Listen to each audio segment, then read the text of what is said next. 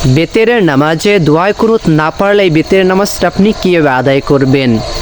আপনি বেতেরের নামাজে দোয়া কুনুত পাঠ করা হলো ওয়াজিব।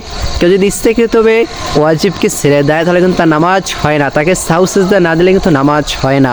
অতএব 3 রাকাত বেতেরের নামাজের ভিতরে আপনি তৃতীয় রাকাতে উল্টা তাকবীর দেওয়ার পরে আপনাকে এই জায়গায় কিন্তু দোয়া কুনুত পাঠ করা লাগে। যথারীতিভাবে যত দ্রুত দোয়া কুনুত শিখে নেবেন, যতদিন পর্যন্ত না শিখতে পারবেন ততদিন পর্যন্ত আপনি কোরআনুল কারিমে বর্ণিত যে কোনো একটা দোয়া পাঠ করলে আপনার নামাজ হবে, কিন্তু আপনাকে অতি দ্রুত দোয়া কুনুত শিখতে হবে। কোন দোয়া পাঠ করবেন? যেমন রব্বানা তাকাব্বাল মিন্না ইন্নাকা আনতাস সামিউল আলিম, এই দোয়াটা পাঠ করতে পারেন। অথবা আপনি দোয়া পাঠ করতে পারেন রব্বানা আতিনা ফিদ দুনিয়া হাসানা ওয়া ফিল আখিরাতি হাসানাতাও ওয়া কিনা আযাবান নার।